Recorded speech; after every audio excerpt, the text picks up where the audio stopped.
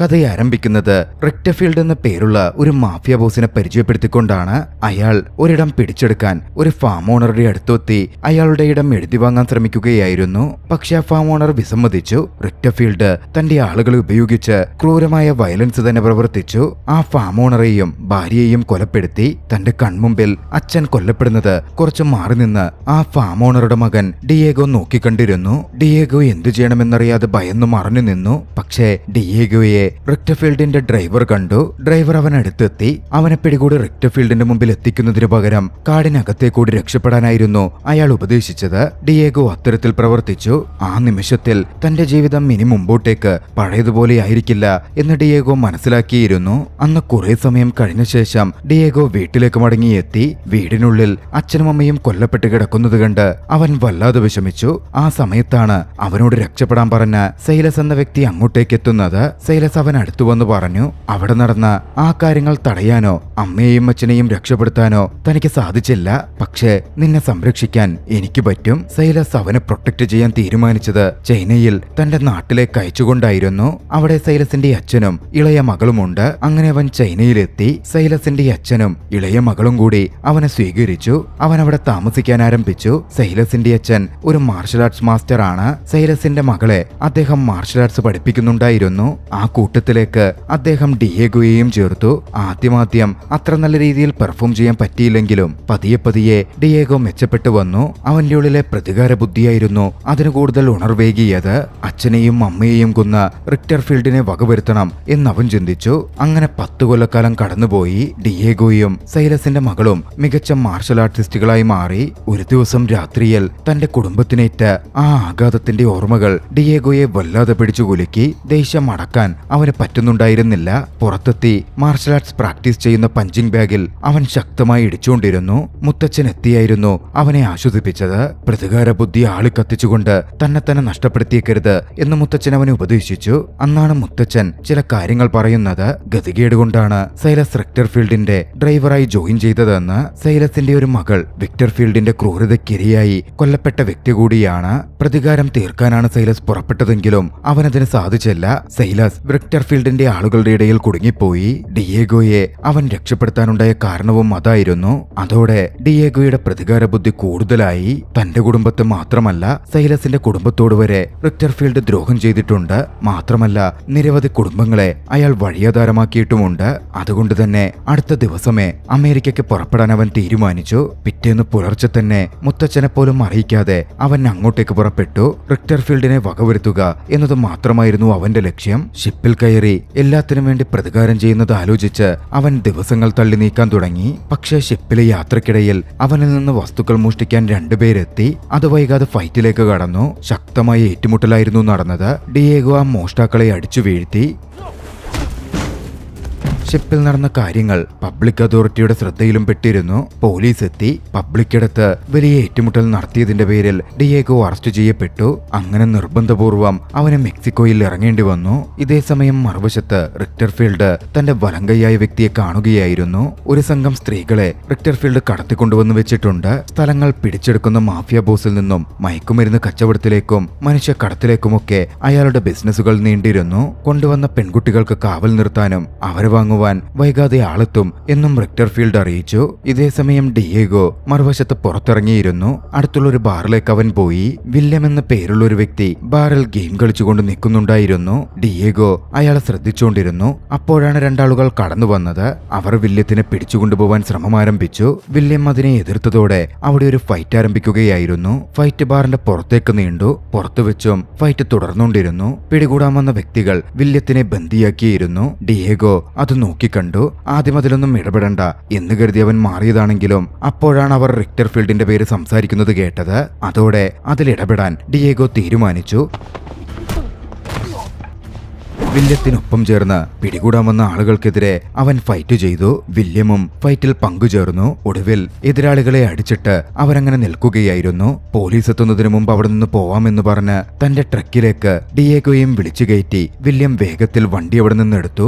വണ്ടിയോടിച്ച് അവർ എത്തിച്ചേർന്നത് ഒരു ബീച്ചിലേക്കായിരുന്നു. ഡിയേഗോയോട് കുറച്ച് റെസ്റ്റ് എടുക്കാമെന്ന് വില്യം പറഞ്ഞു. പിന്നാലെ ഡിയേഗോയുടെ ബാക്ക്ഗ്രൗണ്ടിനെ പറ്റി ചോദിച്ചു. താൻ ജനിച്ചതും വളർന്നതുമൊക്കെ ചൈനയിലാണെന്നും ഇപ്പോൾ ടെക്സാസിലേക്ക് പോവുകയാണ് എന്നുമായിരുന്നു അവന്റെ ഫീൽഡിന്റെ മറുപടി. ആ സമയത്താണ് വില്യത്തിന്റെ വണ്ടിയിലുണ്ടായിരുന്ന റിക്ടർഫീൽഡ് ഇൻഡസ്ട്രീസ് എന്ന ലോഗോ ഡിയേഗോ കാണുന്നത്. നീ റിക്ടർഫീൽഡിന്റെ കമ്പനിയിലാണോ ജോലി നോക്കുന്നത് എന്ന മട്ടിൽ ഡിയേഗോ ചോദിച്ചു. മുമ്പ് താൻ ജോലി ചെയ്തിരുന്നു, പക്ഷേ തന്റെ സഹോദരൻ റിക്ടർഫീൽഡിനാൽ കൊല്ലപ്പെട്ടു.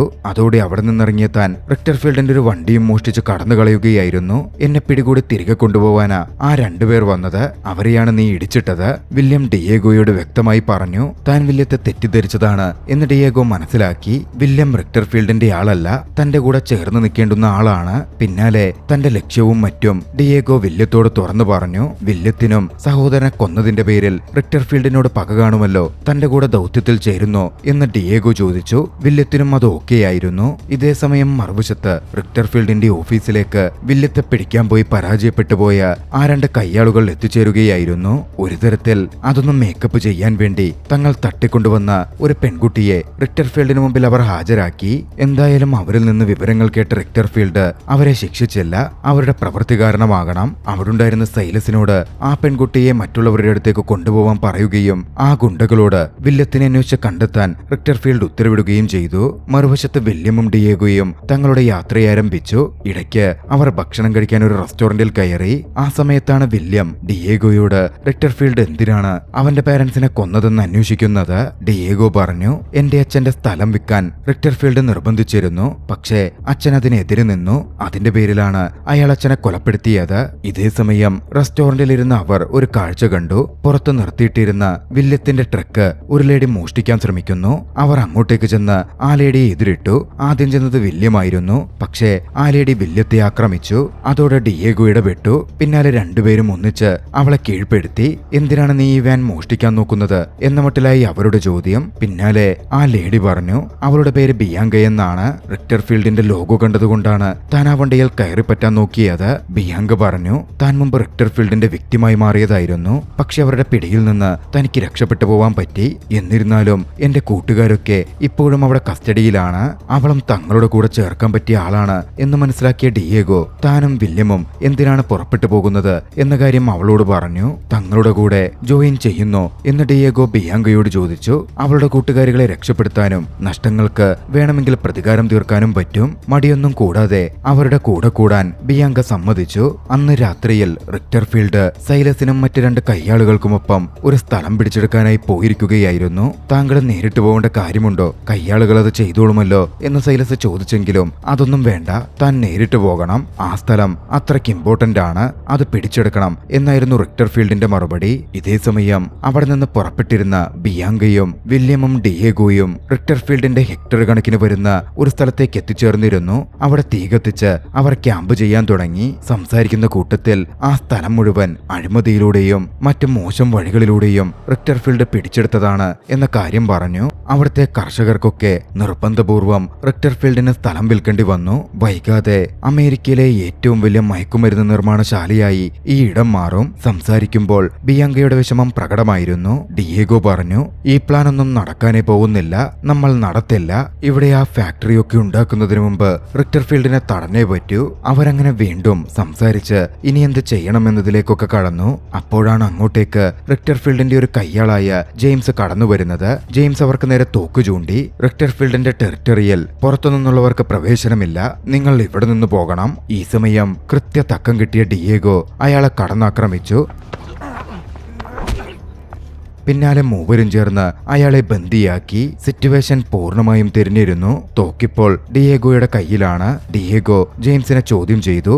എന്തുകൊണ്ടാണ് ജെയിംസ് റിക്ടർഫീൽഡിന് വേണ്ടി ജോലി നോക്കുന്നത് എന്നായിരുന്നു ആദ്യത്തെ ചോദ്യം. എന്റെ കുടുംബത്തിന്റെ സുരക്ഷ എപ്പോഴും അപകടത്തിലായിരുന്നു. റിക്ടർഫീൽഡിന്റെ കൂടെ ജോലി ചെയ്താൽ റിക്ടർഫീൽഡ് എന്റെ കുടുംബത്തെ ഉപദ്രവിക്കില്ലല്ലോ, അങ്ങനെ ഞാൻ ജോയിൻ ചെയ്തതാണ്, അയാൾ പറഞ്ഞു.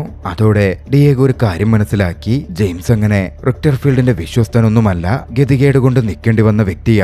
അതായത് തങ്ങളുടെ ശത്രുവല്ല ജെയിംസ്. ബിയാങ്കയോട് ജെയിംസിന്റെ കെട്ടഴിക്കാൻ ഡിയേഗോ പറഞ്ഞു. പിന്നാലെ ജെയിംസിനോട് തങ്ങളുടെ മിഷനിൽ ജോയിൻ ചെയ്യുന്നു എന്നും ചോദിച്ചു. പക്ഷേ നേരിട്ട് പൊരുതാൻ ജെയിംസിന് ഭയമുണ്ടായിരുന്നു. അവർക്ക് വേണ്ട എന്തു മോറൽ സപ്പോർട്ടും താൻ തരാമെന്നും, പക്ഷേ നേരിട്ടിറങ്ങാൻ തനിക്ക് പേടിയാണ്, തന്റെ കുടുംബത്തെ ഓർത്തിട്ടാണ് എന്ന് ജെയിംസ് പറഞ്ഞു. അവർക്ക് സക്സസ് ആശംസിച്ച് പിന്നാലെ ജെയിംസ് അവിടെ നിന്ന് പോന്നു. അടുത്ത ദിവസം വില്യമും ഡിയേഗോയും ബിയാങ്കയും ഒന്നിച്ച് സൈലസിന്റെ വീട്ടിലെത്തി. അവിടെ ഡിയേഗോയെ കണ്ട് സൈലസ് അതിശയിച്ചിരുന്നു. ഡിയേഗോ ഇപ്പോഴും തന്റെ അച്ഛനും മകൾക്കുമൊപ്പം ചൈനയിലാണ് എന്നായിരുന്നു സൈലസ് വിശ്വസിച്ചിരുന്നത്. പറയാതെ ഇങ്ങനെ വന്നതിന് ക്ഷമിക്കണം എന്ന് ഡിയേഗോ ആദ്യമേ പറഞ്ഞു. പിന്നാലെ തന്റെ പ്രതികാര ബുദ്ധി പിടിച്ചു നിർത്താൻ പറ്റിയില്ലെന്നും അങ്ങനെ പുറപ്പെട്ടു പോന്നതാണ് എന്ന കാര്യവും അറിയിച്ചു. പിന്നാലെ ഒരേ ലക്ഷ്യം വെച്ച് തന്റെ കൂടെ ചേർന്നിട്ടുള്ള തന്റെ കമ്പാനിയൻസിനെയും സൈലസിനവൻ പരിചയപ്പെടുത്തി കൊടുത്തു. പിന്നീട് ഭക്ഷണം കഴിച്ച് സംസാരിക്കുമ്പോ ഡിയേഗോ സൈലസിനോട് റിക്ടർഫീൽഡിന്റെ ഹെഡ്ക്വാർട്ടേഴ്സ് എവിടെയെന്ന് പറഞ്ഞു തരാനും അവിടെ എപ്പോഴാണ്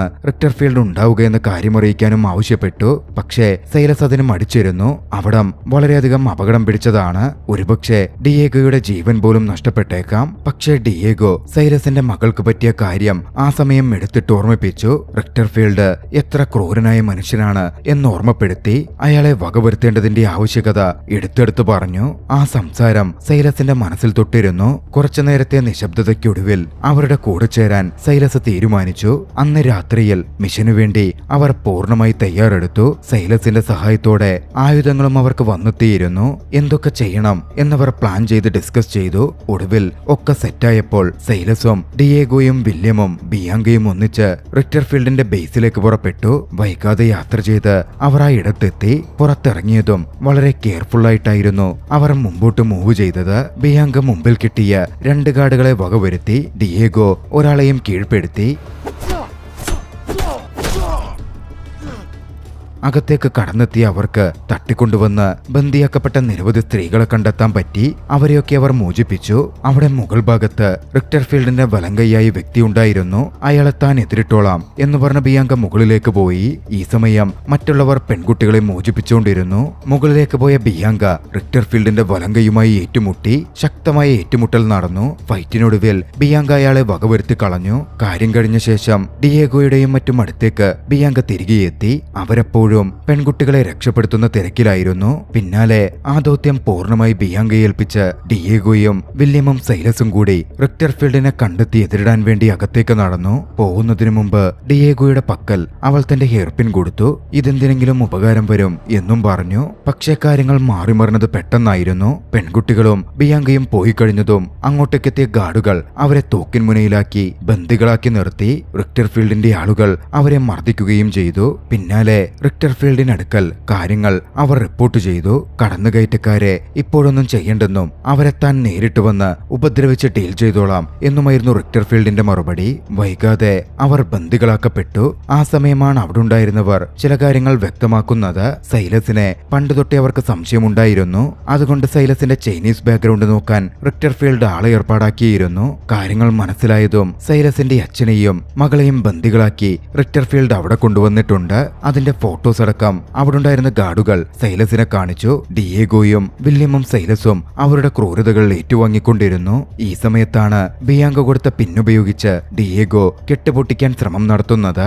അധികം വൈകാതെ റിക്ടർഫീൽഡ് അങ്ങോട്ടേക്ക് എത്തി. കൂടെ നിന്ന് ചതിച്ച സൈലസിന്റെ അച്ഛനെയും മകളെയും താൻ വകവരുത്താൻ പോകുന്നു എന്ന മട്ടിൽ പറഞ്ഞു. സൈലസ് റിക്ടർഫീൽഡിനോട് അപേക്ഷിച്ചു, അവരെയൊന്നും ചെയ്യരുത്, വേണമെങ്കിൽ എന്റെ ജീവൻ എടുത്തോളൂ. പക്ഷേ റിക്ടർഫീൽഡ് അതൊന്നും ചെവികൊണ്ടില്ല. അവരെയും കൊല്ലും, നിന്നെയും കൊല്ലും എന്നായിരുന്നു അയാളുടെ മറുപടി. റിക്ടർഫീൽഡ് എന്തെങ്കിലും പ്രവർത്തിക്കുന്നതിന് മുമ്പേ പെട്ടെന്നായിരുന്നു അങ്ങോട്ടേക്ക് ഒരു കാർ ഇടിച്ചു കയറി വന്നത്. കാറിൽ വന്നിറങ്ങിയതാകട്ടെ ജെയിംസുമായിരുന്നു. തോക്കേന്തി വന്ന ജെയിംസ് റിക്ടർഫീൽഡിനും ആളുകൾക്കുമെതിരെ വെടിയുതിർക്കാൻ ആരംഭിച്ചു.